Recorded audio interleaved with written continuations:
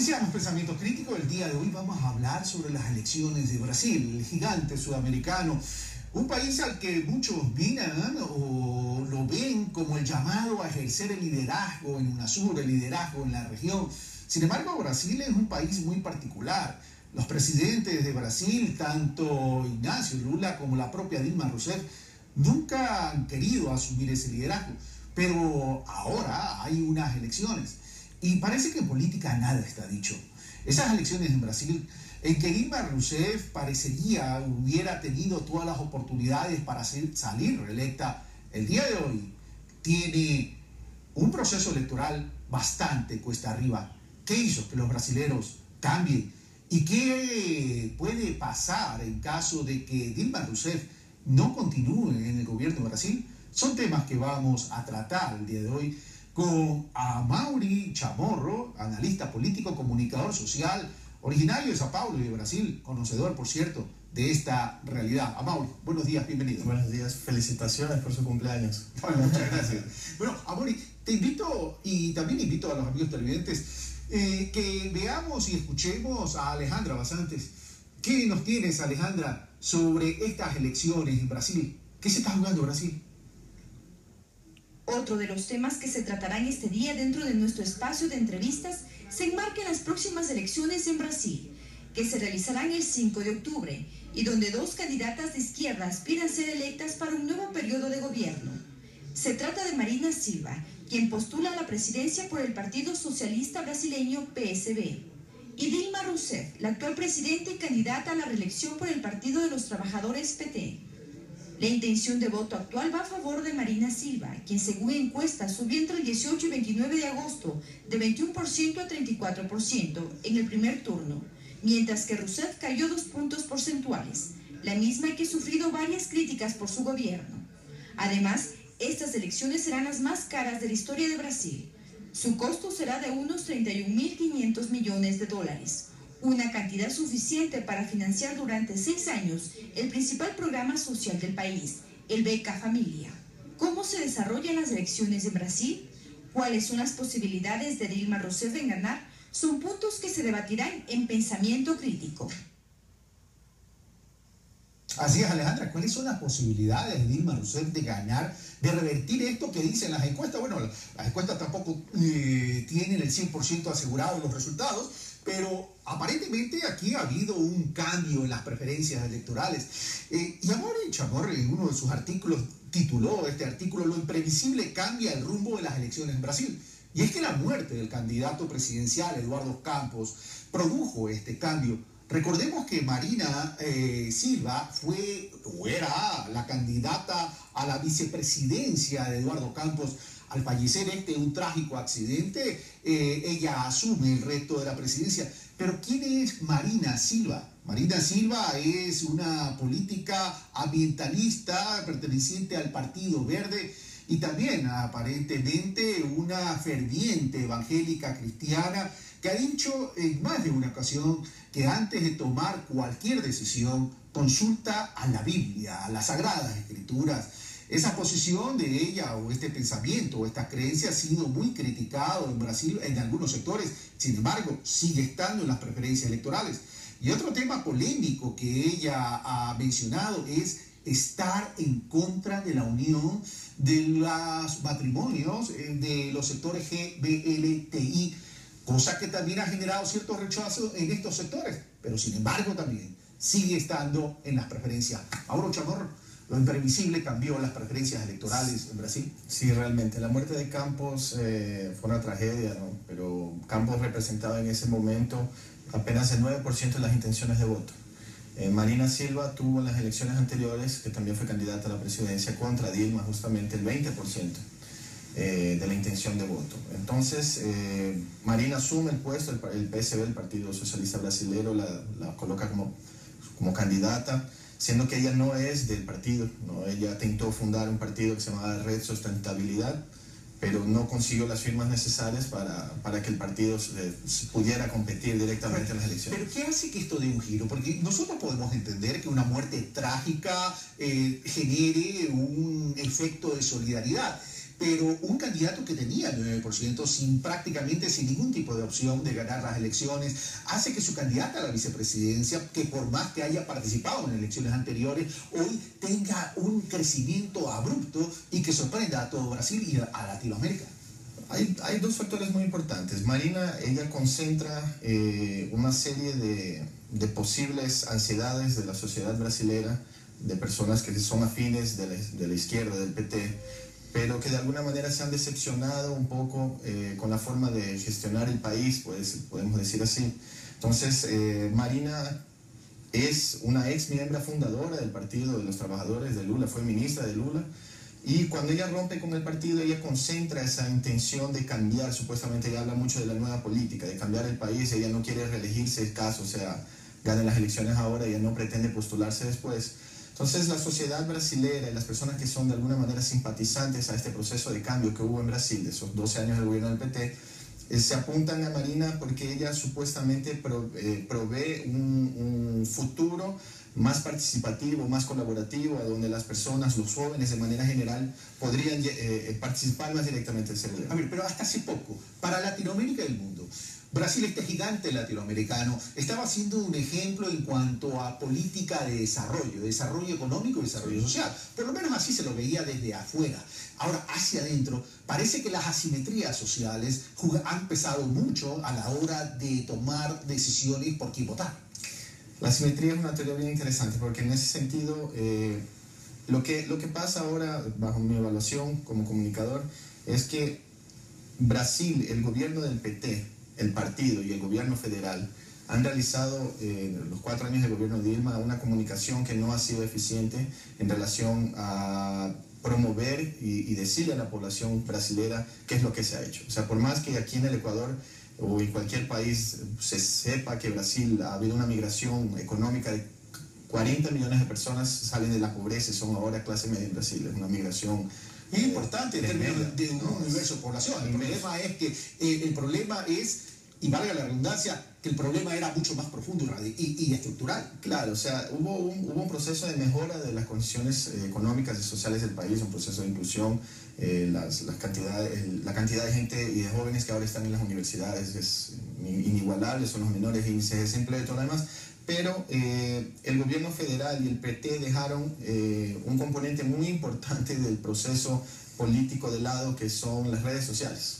Dilma Rousseff gana las elecciones y el gobierno federal de alguna manera nunca tuvo una comunicación eficiente en las redes sociales, y el PT también dejó, yo digo que ha dejado esa clase media joven que no ha vivido, que no ha sentido el cambio de esa migración de los 40 millones de gente que ha salido de la pobreza y ahora son clase media, porque ellos ya han crecido dentro de esa nueva realidad, se han identificado, han dialogado mucho más con los movimientos sociales que de alguna manera han estado junto con Marina. Ahora, el tema de los movimientos sociales, Amaury, es que están jugando un rol importante. Recordemos que previo al Mundial de Fútbol, que también fue trágico para Brasil, por cierto, por tremendas derrotas, los movimientos sociales se activaron, no solo por la crisis económica, sino porque consideraron que aquí no hubo una solidaridad con esas asimetrías y desigualdades que existen en Brasil al invertir tremenda cantidad de dinero, cuando eso pudo haber sido orientado a resolver temas estructurales en lo relativo a lo social.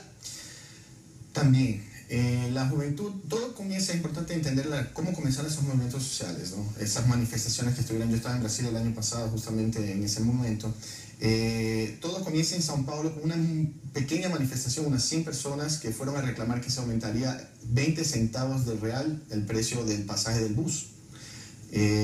La policía del estado de São Paulo, porque la policía es comandada por el estado, no por la federación, o sea, no por el gobierno central, fue muy agresiva con la protesta, hubo una sensibilización y fue creciendo hasta que de repente todo el país fue tomado por una serie de manifestaciones que se juntaron en la calle. O sea, había gente que reclamaba, exigía un proceso de reforma política, que eso para mí es el tema central en realidad, lo que está siendo debatido en Brasil ahora.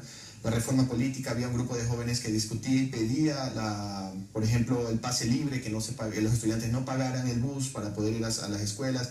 Había gente que reclamaba de la corrupción, habían grupos que defendían el matrimonio igualitario. Entonces, una serie de demandas reprimidas de la sociedad, del joven, clase media, no del joven que está ascendiendo, o sea, que es de clase de extractos D, C y D, sino la clase de clase media, media alta, fue la que estuvo en la calle, ¿no? Eso es importante recalcar, porque esa gente es la que de alguna manera está afín a votar por Marina, pero de alguna manera Marina ha traído una serie de contradicciones, ahora por ejemplo con la cuestión del matrimonio igualitario, donde lanza su programa de gobierno, y durante el día a donde lanza el programa de gobierno con las propuestas de qué es lo que quiere implementar caso sea presidente de la República, ella indica que apoyaría el matrimonio igualitario, o sea, el matrimonio real. Ahorita en Brasil existe la unión estable entre personas del mismo sexo, pero ella promovía el matrimonio igualitario. Ella recibió una llamada de atención de un diputado que es un pastor evangélico por Twitter, y en algunos minutos después ella indica públicamente que hubo un error de la coordinación de campaña, que ese texto no estaba aprobado. Entonces eso demuestra una serie de contradicciones, como por ejemplo su candidato a vicepresidente de la República es un defensor de la industria agrícola brasilera, que es responsable por el gran desastre de la destrucción de la Amazonía en Brasil. Y ahí hay una contradicción en cuanto a su visión, porque ella es una política ambientalista. Claro, ella yo digo que es hija política de Chico Mendes, que fue un gran ambientalista asesinado justamente por defender la Amazonía. Ahora, pero Marina Silva viene del mismo proyecto de Lula da Silva y se supone también de Dilma Rousseff. ¿Cuáles son los elementos diferenciadores entre Marina da Silva y Dilma Rousseff en este momento? Yo puedo decir que Dilma fue toda la vida una gran gestora, ¿no? Ella nunca había participado de ningún pleito, nunca se había lanzado candidata a nada, hasta que yo digo que por coincidencias de la vida ella era ministra jefe de la Casa Civil, que al Ecuador es proporcional a ser el secretario nacional de la Administración Pública, después de una serie de problemas a donde Lula perdió prácticamente todo el primer escalón del gobierno por un proceso judicial, tuvieron que renunciar. Entonces Dilma asume con el papel de ejecutar los grandes cambios desde el área económica, infraestructura, social, o sea, ella era la gran ejecutora del gobierno brasileño. Pero eso en cuanto a su capacidad de gestión o su delegación de gestión. Pero en términos de política de desarrollo, ¿cuáles son los elementos diferenciadores? Más de desarrollo, primero que Dilma es realmente el mismo camino tomado por Lula, ¿no? De la inclusión económica y social, del cambio real, concreto y profundo de la realidad brasileña. Recordando que Brasil era uno de los países más desiguales del mundo, de donde Lula no había comido carne hasta los 13 años de edad. Y eso era una realidad que hasta 10 años era muy común. Las áreas más pobres de Brasil es como que si uno estuviera en Haití, en África. O sea, ni África, inclusive en algunos países llegaba a la miseria tan extrema como tenía Brasil. Después del gobierno Lula, realmente hubo un cambio profundo en esa realidad. Existe pobreza en Brasil, pero no en esa magnitud ni en esas proporciones. Ahora Dilma, Dilma le da continuidad a ese proceso y un proceso de modernización de la infraestructura del país. Lo que sucede es que al joven brasilero, a donde ya nace teniendo opciones de estudiar, tengo opciones de trabajo, no hay prácticamente desempleo, no es que no hay desempleo, existe un volumen de desempleo muy bajo, donde no quita esa visión de futuro del joven en términos de que yo termino mi universidad y voy a poder trabajar, yo ya estoy trabajando.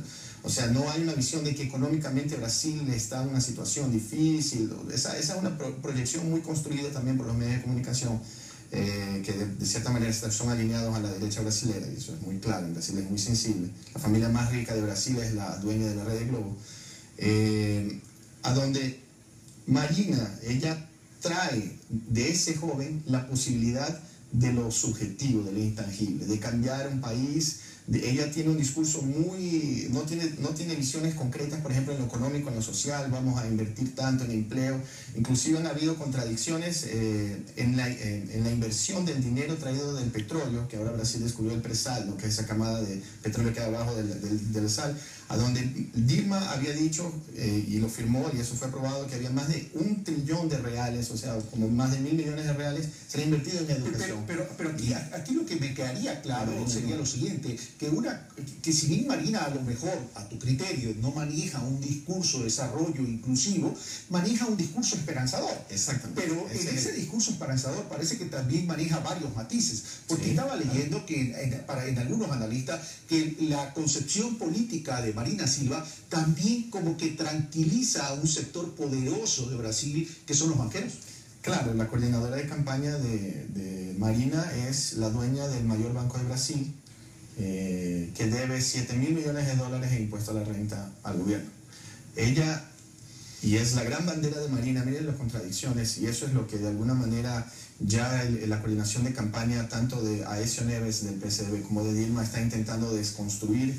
Es, por ejemplo, Marina pelea en los debates y dice que el gran proceso económico, uno de los grandes diferenciales es que el Banco Central volverá a ser autónomo. Más neoliberal que eso es imposible. Bueno, pero a pesar de esas contradicciones, ¿qué hace que la juventud brasilera prefiera a Marina Silva en vez de Dilma Rousseff? El descontento es tan fuerte que, a pesar de estas contradicciones, a tu criterio, Marina Silva podría convertirse en la siguiente presidenta. Sí, Marina ahorita gana las elecciones, eso es un hecho, ¿no? Marina, todas las encuestas dan una diferencia de más de 10 puntos en la segunda vuelta. Pero, ¿qué es lo que ha sucedido? Ha habido un problema histórico y esto tiene que ver con la estructura política electoral de Brasil. Las campañas en Brasil tienen un componente importantísimo que es la televisión. El espacio en televisión es determinado por el número de parlamentarios que tenga un bloque. O sea, voy a hacer una comparación con el Ecuador. Entonces, Alianza País tiene una serie tiene Avanza y de repente el Partido Socialista que conforman un bloque.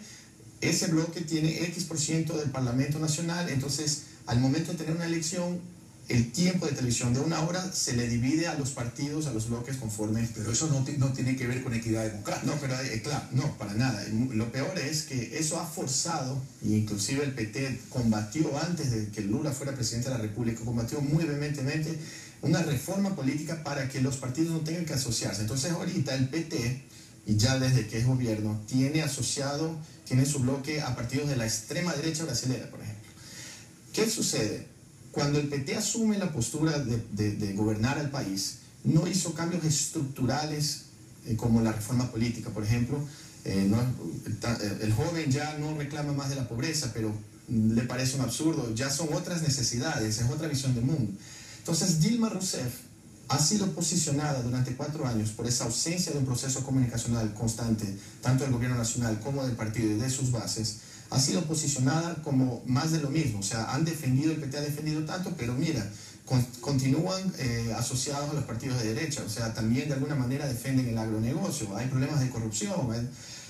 Marina, cuando se desmiembra de este proceso y ella se lanza sola prácticamente, sola con el Partido Verde, hoy ella no es más del Partido Verde, ella es como que en la visión general del joven brasilero, ella quiso romper con esos esquemas. Entonces ella consigue filtrar esa ansiedad de cambio, y lo ha hecho muy bien aparentemente. Ahora, el tema es más o menos. Pero más o menos significa 43% y tú me lo acabas de decir, 10 puntos de diferencia en una segunda vuelta electoral. Eso para mí es un trabajo político en términos de gestión de campaña bastante bueno, independientemente de los orígenes de su candidatura. Ahora, vamos a lo siguiente.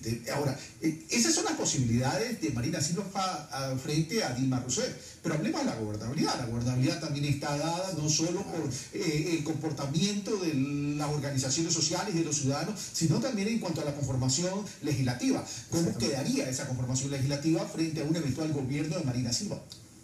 Por ejemplo, ahora en el gobierno del PT o Dilma, a donde tuvo siempre la amplia mayoría del Congreso Nacional, no quiere decir que ella tenía facilidades en términos de definir de que el Congreso pudiera legislar a favor de alguna decisión de que la Presidenta creía que era mejor para el país. Eso sucede porque al momento de conformar ese bloque para poder disputar las elecciones y tener ventajas en términos del volumen de minutos de televisión, no hay una ideología de por medio, o sea, no existe un proceso, no existe un norte en términos de este es el país que yo quiero.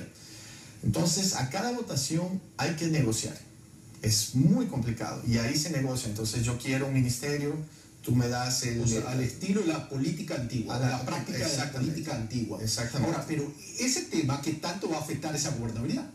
Y ahora peor con Marina, porque Marina, si gana las elecciones, el PSB es un partido realmente muy chiquito en Brasil y que no va a conseguir, igual con su coligación, como se dice en portugués, o sea, su bloque que va a disputar el Congreso, tanto el Senado como la Cámara de Diputados, no va a conseguir la amplia mayoría, o sea, va a tener mucho más dificultad de poder gobernar, pero Brasil permite, políticamente es muy fácil que después que Marina sea haga un tipo de acuerdo y exista una migración y se conforme un bloque. Y ya para ir concluyendo esta entrevista a Mauri, Brasil se ha caracterizado por una política exterior bastante fría pero cerebral. En ese sentido, ¿tú prevés que un triunfo de Marina Silva le haga dar un giro a la política internacional de Brasil? Y específicamente te pregunto sobre el liderazgo de UNASUR en la región de América Latina y el Caribe.